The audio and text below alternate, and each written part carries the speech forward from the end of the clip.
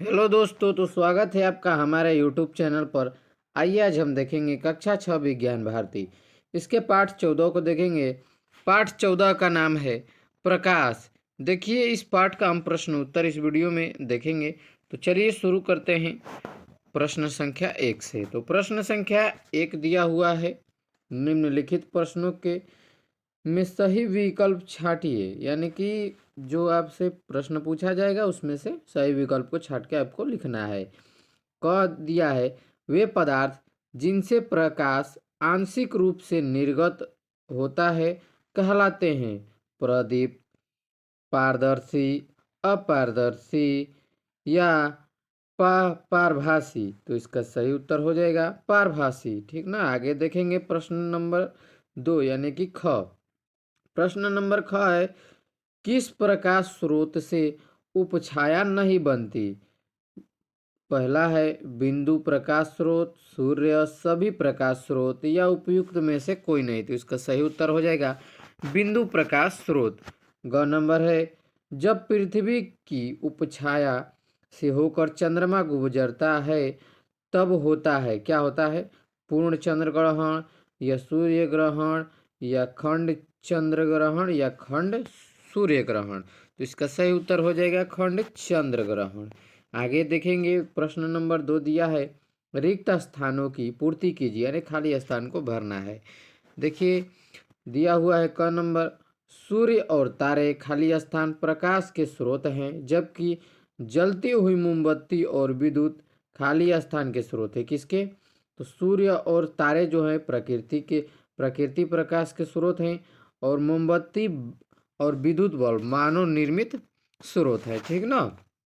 आगे देखेंगे ख नंबर है, वस्तुएं खाली स्थान दिया है, फिर लिखा है वस्तुएं स्वयं प्रकाश उत्पन्न करती हैं। यानी कि जो वस्तुएं स्वयं प्रकाश उत्पन्न करती हैं उसे हम दीप्त वस्तु कहते हैं, जबकि वस्तुएं स्वयं प्रकाश उत्पन्न नहीं करती, यानी कि जो वस्तु स्वयं प्रकाश उत्पन्न नहीं करती उसे हम अदीप्त कहते हैं, अदीप्त वस्तु कहते हैं।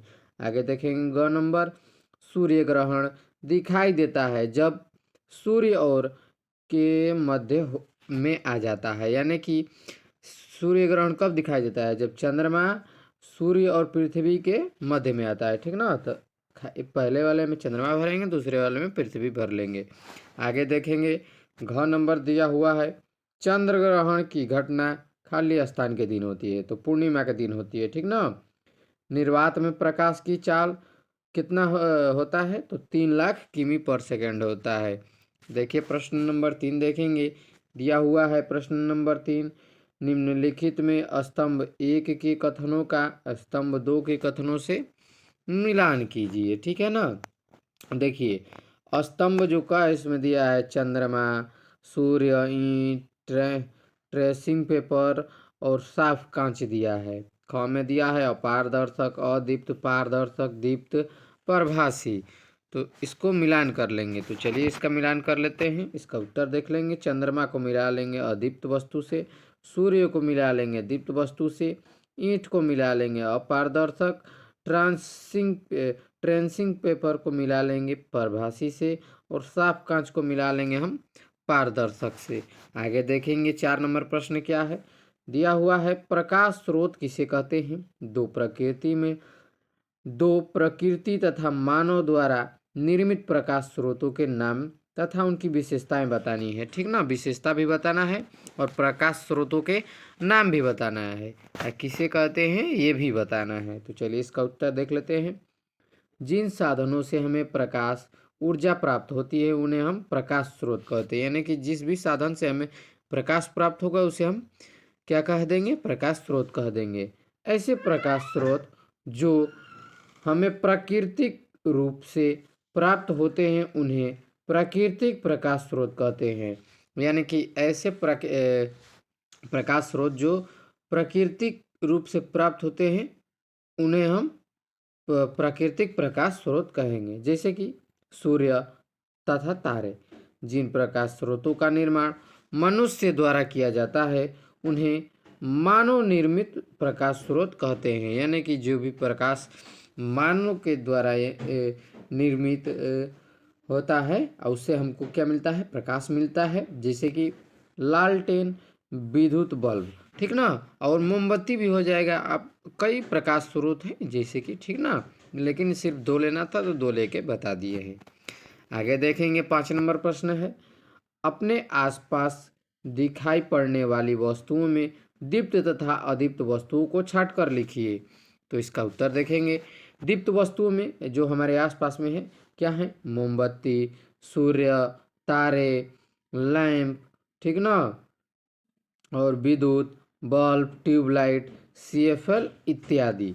अदीप्त वस्तुओं में क्या है, मेज, कुर्सी, पुस्तक, दर्पण, चंद्रमा और भी कई चीज़ें हम ले सकते हैं। कुछ भी ले लेंगे, बक्सा ले लेंगे, मंजन ले लेंगे, ये सब अदीप्त वस्तुएं हो जाएंगे, ठीक ना, क्योंकि उनमें प्रकाश स्वयं से नहीं होता है।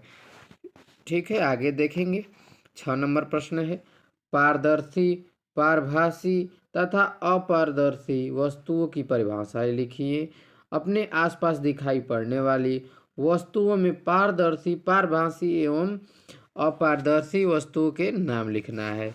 इसका उत्तर देखेंगे। पहले पारदर्शी के बारे में देखिए, ऐसी वस्तुएं जिनसे होकर प्रकाश आर पार निकल जाता है उन्हें हम पारदर्शी वस्तु कहते हैं, जैसे स्वच्छ कांच और ग्लिसरीन, ठीक ना। ऐसी वस्तु जिससे क्या होगा कि प्रकाश आसानी से बाहर निकल जाएगा, उसे हम क्या कहेंगे, पारदर्शी कहेंगे। पारभासी क्या होता है, देखिए, ऐसी वस्तुएं जिनसे होकर प्रकाश का केवल आंशिक भाग निकलता है उन्हें पारभासी वस्तुएं कहते हैं। यानी कि ऐसी वस्तुएं जिनसे कि प्रकाश बहुत ही कम निकलता हो, यानी कि उसके आर पार बहुत कम जाता हो, जैसे कि घिसा हुआ कांच, ट्रांसिंग पेपर, तेल लगा हुआ कागज, ठीक ना। आगे देखेंगे, अपारदर्शी के बारे में जानेंगे। ऐसी वस्तुएं जिनसे होकर प्रकाश बिल्कुल नहीं जा पाता है उन्हें अपारदर्शी वस्तुएं कहते हैं। जैसे कि ऐसी वस्तुओं को जो कि जिसमें से प्रकाश आर पार न जाएगा, ठीक ना, जैसे दफ्ती का टुकड़ा, दर्पण, लकड़ी का टुकड़ा इत्यादि। ऐसे ही कई प्रकार हैं, जैसे कि दीवार दे देंगे बीच में, तो इस प्रकार इस साइड से अगर डालते हैं, मान लीजिए दीवार है, ठीक ना, ये दीवार है और दीवार के इस पर आप एक बड़ा सा टॉर्च जला रहे हैं, क्या जला रहे हैं, टॉर्च, तो इसका लाइट जो है इस दीवार के इस पार नहीं आएगा, तो ये भी क्या हो जाएगा, अपारदर्शी हो जाएगा। आगे देखेंगे 7 नंबर प्रश्न, किसी प्रयोग द्वारा सिद्ध कीजिए कि प्रकाश किरणें सरल रेखा में गति करती हैं, ठीक ना। आपको सिद्ध करना है किसी प्रयोग द्वारा। तो देखिए यहाँ पर आपको दिख रहा होगा कि एक लड़की है, ठीक, इधर रखा हुआ है क्या, मोमबत्ती, और मोमबत्ती को जलाया गया है, बीच में 3 दख्ती के कूट रखे गए हैं, ठीक ना। और ये इधर से जो है, देखिए इन दख्ती के बीच में छेद किया गया है, ठीक ना, छिद्र हैं, और मोमबत्ती को जलाया गया है इस साइड और लड़की इस साइड से देख रही है। तो प्रकाश जो है इधर भी पूरा फैला है और छिद्र से होकर सीधे जा रहा है, ठीक ना। इस प्रयोग द्वारा समझा दिए गए हैं। चलिए इसको अब हम वाक्यों में भी बता देते हैं, ठीक ना। अभी तो चित्र के माध्यम से हमने इसको समझा। इस प्रयोग को करने के लिए हम समान आकार की 3 आयताकार दफ्ती का टुकड़ा, एक मोमबत्ती लेंगे, ठीक ना। समान आकार का आप 3 दफ्ती का टुकड़ा ले लेंगे और एक मोमबत्ती ले लेंगे। दफ्ती के टुकड़े को एक दूसरे के ऊपर रखकर उनके बीच में एक ही जगह पर छेद करना है। दफ्ती के टुकड़े को कहीं पे खड़ा कीजिए, कर दीजिए, जैसे कि देखा है आपने, देखा अभी आपने कि कहाँ खड़ा किया हुआ है, मेज पर, ठीक ना। और खड़ा करने के बाद क्या करें, समान जगह पर यानी कि उसके सीध में छेद कर लें तथा इन्हें गीली मिट्टी की सहायता से मेज पर इस प्रकार खड़ा करेंगे कि तीनों टुकड़ों में बना छेद एक सरल रेखा में हो, यानी कि एक सीधी रेखा में हो।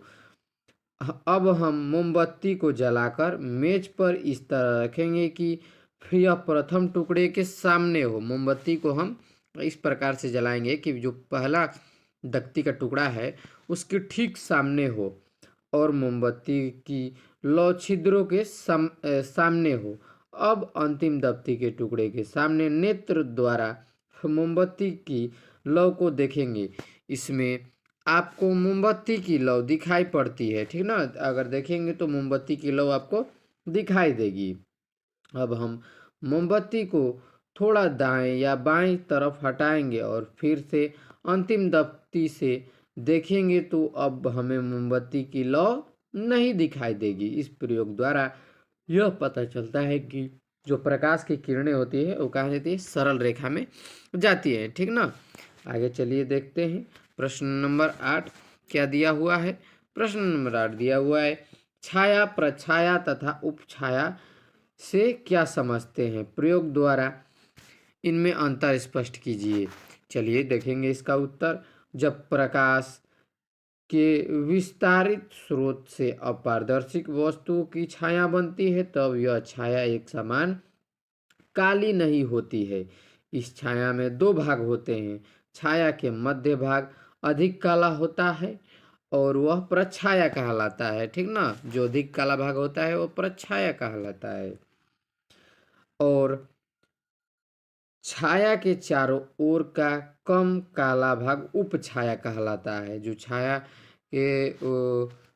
छाया के चारों ओर कम काला भाग होता है वो उपछाया कहलाता है।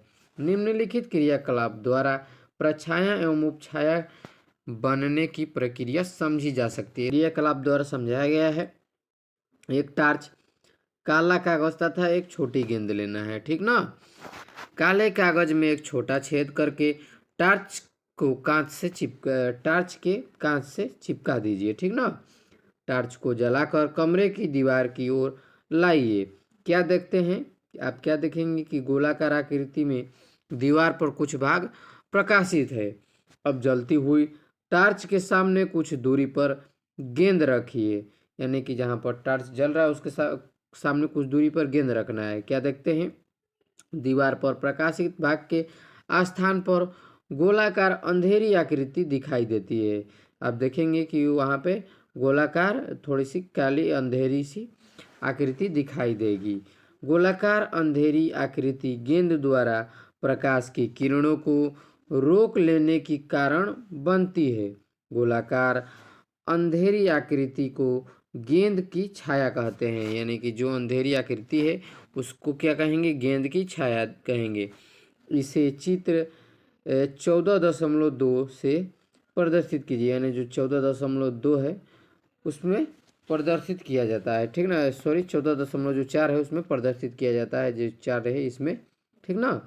आगे देखेंगे, टार्च के कांच से काला कागज को हटाकर पुनः टार्च जलाएं तथा उतनी ही दूरी पर गेंद रखिए। क्या देखते हैं, दीवार पर गोलाकृति का अंधेरा स्थान, उसके चारों ओर धुंधले प्रकाशित चौड़ा छल्ला दिखाई पड़ता है। देखिए यहाँ पर चौड़ा छल्ला दिखाई पड़ रहा है, ठीक ना। यहाँ पर देखिए उपछाया क्या है, ये उपछाया है और ये प्रछाया है, ठीक है ना। यहाँ पे लिखा भी है। आगे देखेंगे, अब हम देखते हैं कि दीवार पर गोल आकृति का अंधेरा स्थान और उसके चारों ओर धुंधले प्रकाश से प्रकाशित चौड़ा छल्ला दिखाई देता है। अंधेरे गोलाकृति को प्रछाया तथा धुंधले गोल छल्ले को उपछाया कहेंगे, यानी कहते हैं, ठीक है। आगे देखेंगे, सूर्य ग्रहण कब और चंद्र ग्रहण कब और कैसे लगता है, चित्र खींच के समझाना है, ठीक ना। कि सूर्य ग्रहण कब लगता है, चंद्र ग्रहण कब लगता है। तो देखिए ये पृथ्वी है और ये चंद्रमा है और ये सूर्य है, ठीक ना। पृथ्वी, ये सूर्य ग्रहण में क्या होता है कि पहले जो पृथ्वी है वो होगी, उसके बाद चंद्रमा और उसके बाद सूर्य, ठीक ना। सूर्य का जो कि देखिए प्रकाश यहाँ से चलेगा सूर्य से, तो बीच में चंद्रमा आ गया तो पृथ्वी पे उसके जो प्रकाश है नहीं आ पाएगा। यही बात इसको लिख लेंगे कॉपी में। देखिए क्या है, इसको पढ़ लेते हैं। पृथ्वी तथा चंद्रमा द्वारा चक्कर लगाते लगाते एक ऐसी स्थिति आती है कि सूर्य, चंद्रमा तथा पृथ्वी तीनों एक सरल रेखा में इस प्रकार आ जाते हैं कि चंद्रमा सूर्य और पृथ्वी के बीच आ जाता है। चंद्रमा जो होता है सूर्य और पृथ्वी के क्या आ जाता है, बीच में आ जाता है। चंद्रमा सूर्य से आने वाली प्रकाश की किरणों को पृथ्वी तक आने से रोकता है, जिसके कारण चंद्रमा की छाया पृथ्वी पर पड़ने लगती है। ठीक ना। क्या होता है कि चंद्रमा जो होता है सूर्य की रोशनी को रोक लेता है, तो क्या होता है कि चंद्रमा की छाया पृथ्वी पर आती है ना, और सूर्य का छाया नहीं आ पाती है। पृथ्वी के कुछ हिस्से में सूर्य दिखाई नहीं देता है। इस स्थिति को सूर्य ग्रहण कहते हैं। सूर्य ग्रहण जो होता है अमावस्या के दिन होता है। चंद्र ग्रहण में क्या होता है, चंद्र ग्रहण में सूर्य होगा, बीच में पृथ्वी होगी और ये चंद्रमा। ठीक है ना। चंद्रमा देखिए कहाँ है, पढ़ लेंगे इसको तब जानेंगे। ठीक है।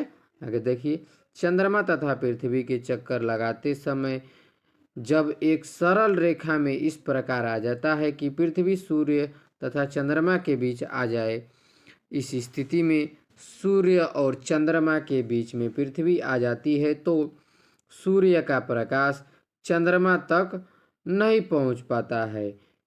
सूर्य का जो प्रकाश होता है चंद्रमा तक नहीं पहुंच पाता है, क्योंकि पृथ्वी जो है बीच में आ जाती है ना। पृथ्वी सूर्य से आने वाले प्रकाश की किरणों के मार्ग में अवरोध यानी कि बाधा उत्पन्न करती है, जिसके कारण चंद्र ग्रहण लगता है। चंद्र ग्रहण कब लगता है, तो पूर्णिमा के दिन लगता है। तो दोस्तों आज के लिए इतना ही, मिलते हैं इसके अगले वीडियो में, तब तक के लिए जय हिंद।